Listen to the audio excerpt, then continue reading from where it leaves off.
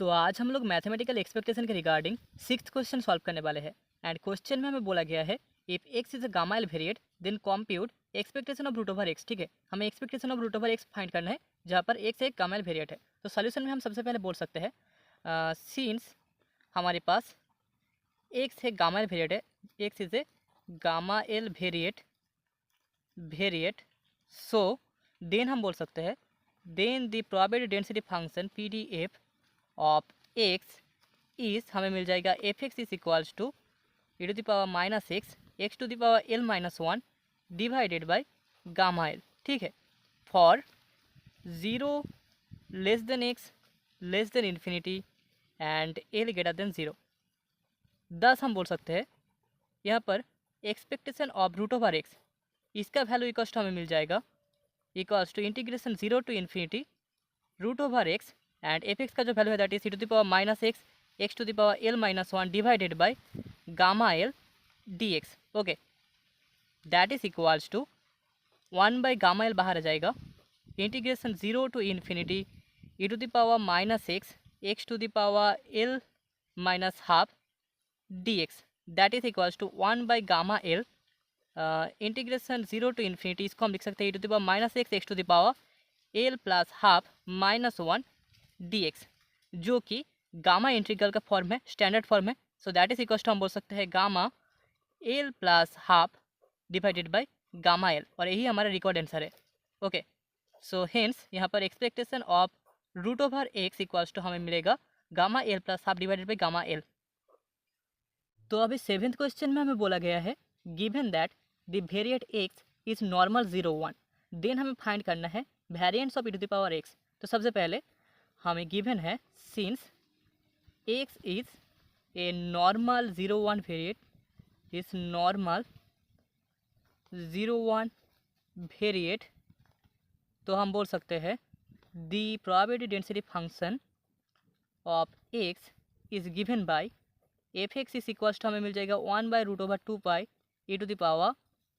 Minus x square by two. ठीक है, normal 0 1 variate for minus infinity less than X less than infinity. Now हमें expectation of E to the power X equals to मिल जाएगा that is equals to one by root over two pi integration minus infinity to infinity E to the power X into e to the power minus x square by to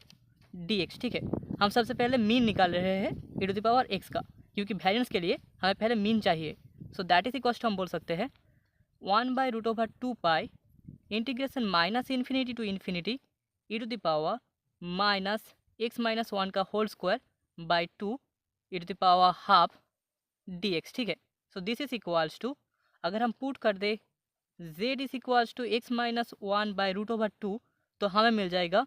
this equals to E to the power half divided by root over two pi into integration minus infinity to infinity E to the power minus Z square root to D Z. Okay, so that is equals to E to the power half divided by root over pi integration minus infinity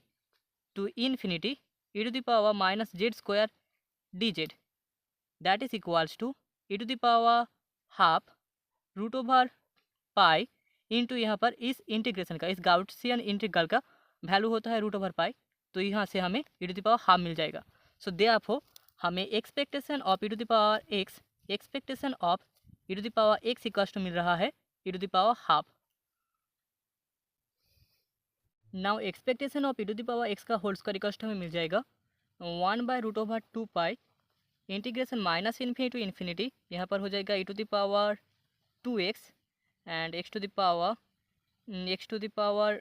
x square by two minus x square by two D x. Okay, so this equals to one by root over two पाई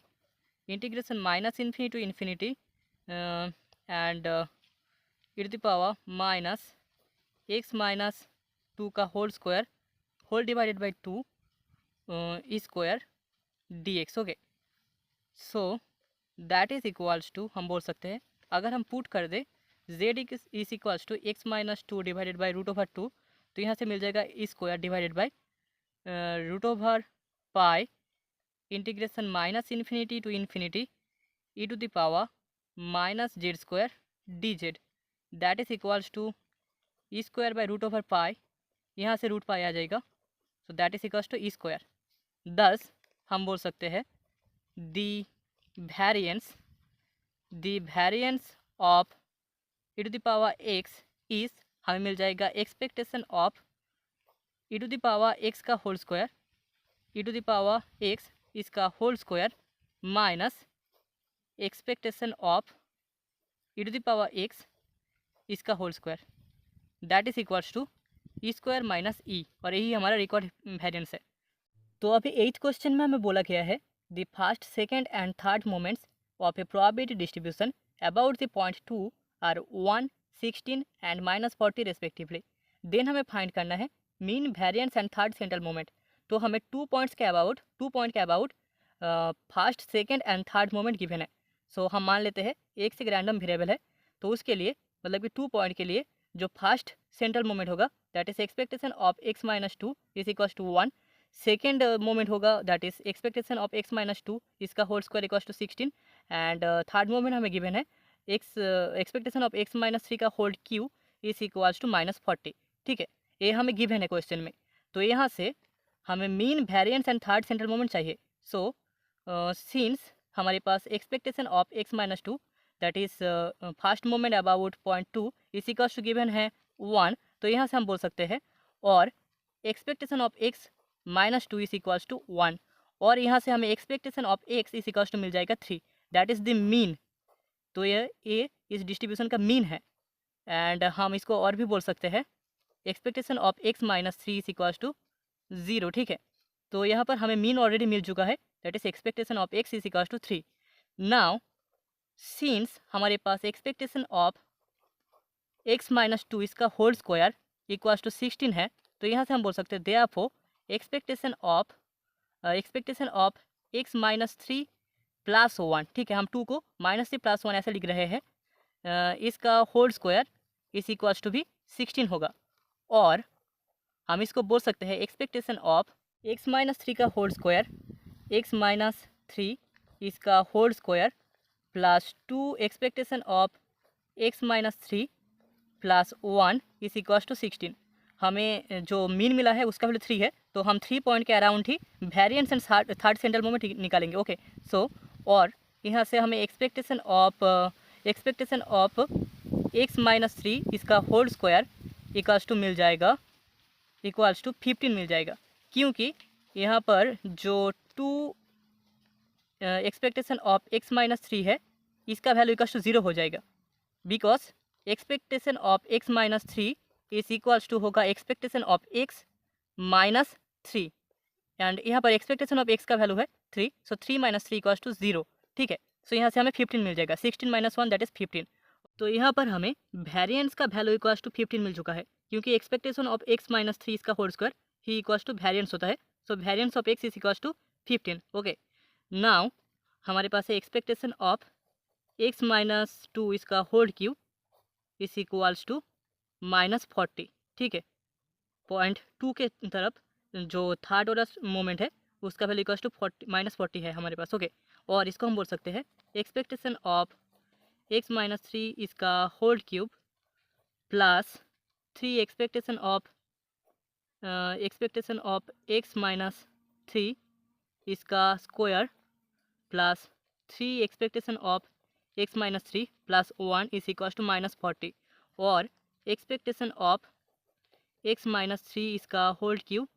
इस equals to हमें मिल जाएगा -40 -3 into 15 plus -1। Okay, so that is equals to -86। ठीक है, इसका value equals to हमारे पास है 15 एंड इसका वैल्यू 0 हो जाएगा, तो यहाँ से हमें -40 -3 इंटू 15 -1 दैट इज -86 मिल रहा है। So this is the third order central moment, यही है हमारा थर्ड ऑर्डर सेंट्रल मोमेंट का value, expectation of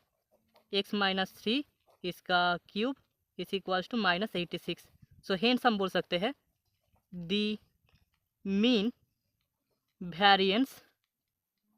and third order central moment,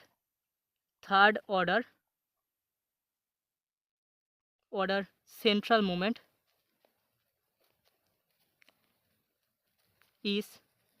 3, 15 and -81।